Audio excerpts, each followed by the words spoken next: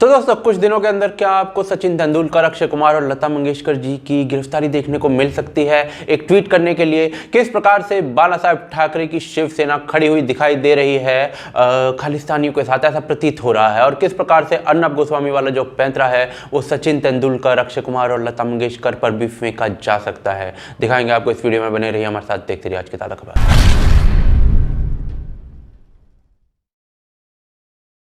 तो दोस्तों कल महाराष्ट्र के होम मिनिस्टर अनिल देशमुख जी हैं, वो सामने आते हैं और कहते हैं कि भाई सचिन तेंदुलकर, लता मंगेशकर जी या फिर अक्षय कुमार, सुनील शेट्टी, इन सबके जो ट्वीट्स थे उनकी जांच की जाएगी। ये भाई साहब कह रहे थे कि रिहाना ने जो किसानों के लिए सपोर्ट में ट्वीट किया था ना, उसके बाद बीजेपी ने इन सारे सेलेब्स पर दबाव डाला और ट्वीट करवाया जबरदस्ती। गजब कर दिया भाई। इस काम के लिए महाराष्ट्र के होम मिनिस्टर खुद प्रेस के सामने आए। इतने खाली आदमी हैं क्या? सिर्फ सवाल पूछ रहा हूं, हमसे ही पूछ लेते। रिहाना का ट्वीट आने के बाद सरकार ने, MEA ने ये एक्सप्लेनेशन जारी की थी जो आपको स्क्रीन पर दिख रही है। कहा था कि किसानों से बात चल रही है और इस आंदोलन में विदेशी ताकतों के होने की बात की थी। इसी एक्सप्लेनेशन को आधार बनाकर सचिन, लता जी, अक्षय और वगैरह वगैरह ने ये सारे ट्वीट्स किए थे और हैशटैग्स भी वही यूज किए थे जो सरकार की एक्सप्लेनेशन में थे। सरकार के कहने पर ही किया होगा रिहाना और मियां खलीफा वगैरह जैसे लोगों के खिलाफ ट्वीट। लेकिन सवाल सिर्फ यह आ जाता है कि सचिन या लता जी का जो स्टैंड लिया गया था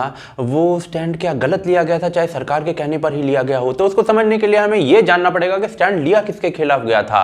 वैसे ये मैं कई बार बता चुका हूं, लेकिन फिर भी शिवसेना क्या करने का ट्राई कर रही है, ये अगर जानना है तो हमें दोबारा से इसके बारे में बात करनी पड़ेगी। तो जी सचिन और लता जी और अक्षय कुमार वगैरह ने जो स्टैंड लिया था वो किसके खिलाफ लिया था? तो रिहाना के एक ट्वीट के खिलाफ लिया था जिसमें वो भारत में किसान एजिटेशन जो चल रही है उसके लिए स्टैंड लेती प्रतीत हो रही थी। ग्रेटा थनबर्ग जो है वो भी ऐसा ही एक ट्वीट करती हैं और उसके बाद वो एक टूल किट जो होती है उसको ट्वीट कर देती हैं गलती से और कुछ घंटों बाद उसको डिलीट कर देती हैं। लेकिन तब तक कांड हो चुका था। इस टूल किट में यह तक मेंशन था कि रिहाना इस डेट को, इस समय, इस टाइम ये ट्वीट इन शब्दों में करेगी। रिहाना के शब्द तक उसके खुद के नहीं थे। 26 जनवरी को फिजिकल एक्शन लिखा हुआ था और आगे पीछे की पूरी प्लानिंग, यहां तक कि किन किन अकाउंट्स तक को फॉलो करना है ये तक लिखा हुआ था। ये टूल किट बनाई थी पोएटिक जस्टिस फाउंडेशन ने और इस पोएटिक जस्टिस फाउंडेशन का फाउंडर है MO धालीवाल, जो कि एक खालिस्तानी है, जगमीत सिंह का दोस्त है और दोनों के दोनों पंजाब को काट कर खालिस्तान बनाने के चक्कर में है। ये इस धालीवाल का बयान सुनिए इसी फार्मर प्रोटेस्ट के दौरान। If the farm bills get repealed tomorrow, that is not a victory. This battle begins with the repeal of the farm bills. It does not end there. If anybody tells you that this battle is going to end with the repeal of the farm bills, that is because they're trying to drain energy from this movement.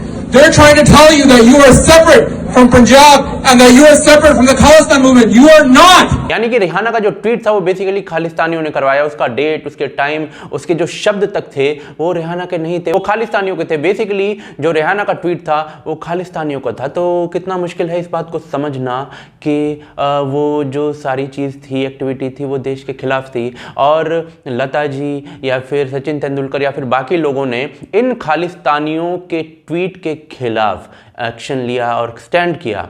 तो ये बात कितनी मुश्किल है समझनी कि ये activity देश के लिए ठीक थी। लेकिन गजब देखिए, सचिन तेंदुलकर, लता मंगेशकर और बाकी जो सेलेब्स थे उनके इस खालिस्तानियों के विरुद्ध जो स्टैंड लिया गया है उस पर इन्वेस्टिगेशन और कार्रवाई बिठाई जा रही है और महाराष्ट्र के जो होम मिनिस्टर हैं वो खुद सामने आकर इस बात को रख रहे हैं।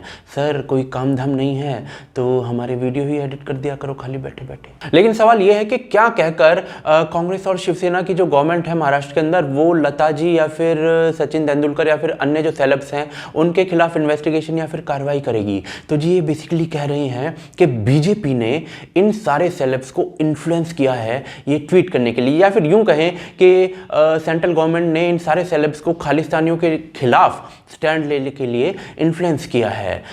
ये चीज़ सही है या गलत ये मैं आपके ऊपर छोड़ता हूँ, आप भारत की जनता हैं, आप निर्णय कीजिए। लेकिन बड़ी बात यह है कि शिवसेना की जो गवर्नमेंट है उसके मुंह से ये बात निकल रही है पता है क्यों कह रहा हूं ऐसा मैं? तो जी महाराष्ट्र के अंदर सबसे ज्यादा कोरोना वायरस के केसेस निकल रहे थे, ये हम सभी जानते हैं। इससे ये बात साबित नहीं हो जाती कि उद्धव ठाकरे जी ने कोरोना को रोकने के लिए प्रयास नहीं किए होंगे। लोकल्स बताते हैं कि उन्होंने अपनी तरफ से कुछ ट्राई किया था, लेकिन इस बात से ये बात जरूर साबित हो जाती है कि उद्धव ठाकरे जी के जो प्रयास थे वो नाकाफी थे और वो एक ग्रेट लीडर कहलाने के काबिल प्रयास नहीं थे। लेकिन गजब देखिए, 4 अप्रैल 2020 और 8 अप्रैल 2020, 4 अप्रैल 2020 और 8 अप्रैल 2020 को अचानक से सोनम कपूर, जावेद अख्तर, ऋतिक रोशन, स्वरा भास्कर, अली फजल वगैरह वगैरह वगैरह अचानक से उद्धव ठाकरे को ग्रेट लीडरशिप के लिए प्रशंसा करने लगते हैं और एक सीएमओ महाराष्ट्र का ट्वीट जो होता है उस थ्रेड को आगे बढ़ाने लगते हैं। यह काम इतना गजब होता है कि ऋतिक रोशन और अली फजल की तो टाइमिंग में 1 मिनट का भी डिफरेंस नहीं होता है, यानी 5:47 5:47 PM। सोनम कपूर तो इतनी गजब थी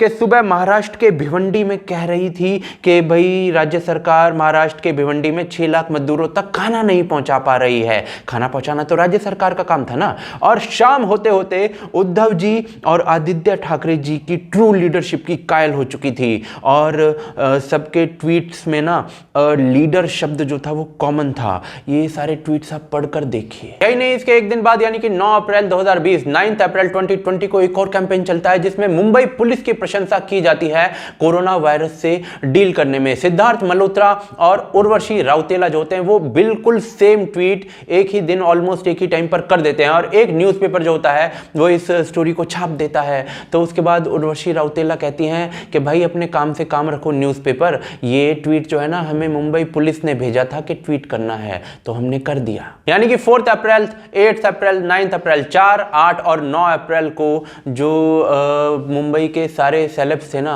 वो उद्धव जी महाराष्ट्र सरकार की आरती उतारने में व्यस्त थे और ये बात हमें खुद उर्वशी राउतेला ने एक प्रकार से बताई है क्लेम करते हुए। तो जी उद्धव जी के शासन प्रशासन की छवि चमकाने के लिए, वो भी कोरोना वायरस फैल रहा था जब उस समय, वो भी महाराष्ट्र में सबसे ज्यादा फैल रहा था उस समय, तो उस समय ये पीआर जो था वो सही था। लेकिन भारत के कुछ सेलेब्स जो वो सेंट्रल गवर्नमेंट के कहने पर यदि खालिस्तानियों के खिलाफ स्टैंड ले लेते हैं तो उनके खिलाफ जांच की जाएगी। गजब है भाई। वैसे ये जो अप्रैल के अंदर उद्धव जी की महिमा अपरंपार है ऐसा कहते हुए स्टार्स प्रतीत हो रहे थे ना, ये कोई नई बात नहीं है, ऐसा सब पार्टीज करती हैं। पीएम मोदी किस प्रकार से विमेन एम्पावरमेंट की को ऊंचाइयों तक पहुंचा रहे हैं, ऐसा भी बहुत सारे स्टार्स अक्टूबर 2019 में एक ही दिन एक ही टाइम पर ऑलमोस्ट कहते हुए दिख रहे थे। बहुत सारे सुपरस्टार्स जो स्पोर्ट्स पर्सन है वो ऐसा कह रहे थे। तो जी बेसिकली एक कॉमन प्रैक्टिस है, मोदी जी भी ऐसा करते हैं और उद्धव जी भी ऐसा कर रहे हैं और सारी पार्टीज ऐसा करती हैं। पॉलिटिक्स है तो ये सब ड्रामेबाजी तो चलती ही रहेगी। लेकिन इस बार जो स्टैंड लिया गया भारत के सेलेब्स के द्वारा वो सेंट्रल गवर्नमेंट के कहने पर उन खालिस्तानियों के खिलाफ लिया गया जो देश के टुकड़े करना चाहते हैं। तो अब देशद्रोहियों के खिलाफ स्टैंड लेने पर भी क्या भारतीय सेलेब्स के खिलाफ इन्वेस्टिगेशन होगी? और क्या ऐसा करके शिवसेना जो है वो खालिस्तानियों के साथ खड़ी प्रतीत नहीं हो रही है? ऐसा क्यों कह रहा हूं मैं? तो जी सचिन, लता जी या फिर अन्य सेलेब्स पर जो कार्रवाई हो रही है वो एक बात है, लेकिन जैसा मैंने आपको बताया था कि ग्रेटा थनबर्ग ने एक टूल किट गलती से लीक कर दी थी। उस टूल किट में जो ट्वीट्स के कंटेंट थे उन कंटेंट्स को, सेम कंटेंट को ट्वीट किया गया था कांग्रेस के ट्विटर हैंडल से। तो कांग्रेस के साथ शिवसेना सरकार चला रही है महाराष्ट्र में, तो कांग्रेस से एक सवाल पूछना तो बनता है कि आप खालिस्तानियों के साथ क्यों खड़े हो, लेकिन सवाल पूछा जा रहा है उनसे जो खालिस्तानियों के विरोध में खड़े हैं। लेकिन अब एक्चुअल में दिक्कत यह आ रही है कि जो टूल किट थी ना इसको नॉर्मलाइज करने का पूरा प्रयास किया जा रहा है। बड़े बड़े यूट्यूबर्स जो हैं इस पर वीडियो बना रहे हैं, बड़े बड़े डिजाइनर पत्रकार जो हैं इसको नॉर्मल बता रहे हैं। लेकिन आप गौर करिएगा ध्यान से कि इनमें से एक भी आदमी आपको ये नहीं बताएगा कि रिहाना का जो ट्वीट था वो तक इसमें मेंशन किया गया था, सेम शब्दों में बाद में वो ट्वीट किया गया है। दूसरी तरफ कोई भी आपको ये नहीं बताएगा कि जो टूल किट है ना वो खालिस्तानियों ने बनाई है, जो कि भारत की चाय और योग की छवि को जो है वो खराब करने का प्रयास कर रहे हैं। ऐसा उन्होंने लिखा, मैंने नहीं। और जो अपने कंटेंट में ये तक लिखते हैं कि आंदोलनकारी है ना ज्यादा खालिस्तानी ना दिखे। फिलहाल सचिन तेंदुलकर, लता मंगेशकर जी या फिर अक्षय कुमार वगैरह पर क्या कार्रवाई की जाएगी ये मैं नहीं जानता। अर्नब गोस्वामी की तरह उनको भी लपेटा जाएगा या नहीं ये मैं बिल्कुल भी नहीं जानता हूं। लेकिन ये जो सारे ट्वीट्स आपको स्क्रीन पर दिख रहे हैं ना ये भी एक ही दिन एक ही वक्त पर ऑलमोस्ट और एक ही व्हाट्सएप ग्रुप में डिसाइड करके ऐसा प्रतीत हो रहा है कि जैसे किए गए हैं। तो महाराष्ट्र की सरकार इस पर भी थोड़ी सी जांच कर ले या नहीं करेगी।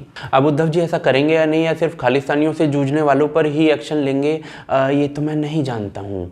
तो ये आप लोग जानते होंगे, भारत की जनता है, तो आप हमें कमेंट करके बता दीजिए इस बारे में कि आप क्या जानते हैं इस चीज़ के बारे में। दूसरी तरफ अगर आप हमें सपोर्ट करना चाहते हैं तो patreon.com है और ज्वाइन बटन है उसके लिए, जिनके लिंक डिस्क्रिप्शन और पिन कमेंट के अंदर है। आपका सपोर्ट वांछनीय है क्योंकि उससे ये चैनल जो है जीवित रहता है। आप हमारे मर्चेंडाइज ले सकते हैं vocalfactory.com से। जो टी शर्ट मैंने पहनी हुई है वो आप भी प्राप्त कर सकते हैं, लिंक डिस्क्रिप्शन और पिन कमेंट के अंदर है। आप देख रहे हैं आज की ताज़ा खबर। जय हिंद, जय भारत।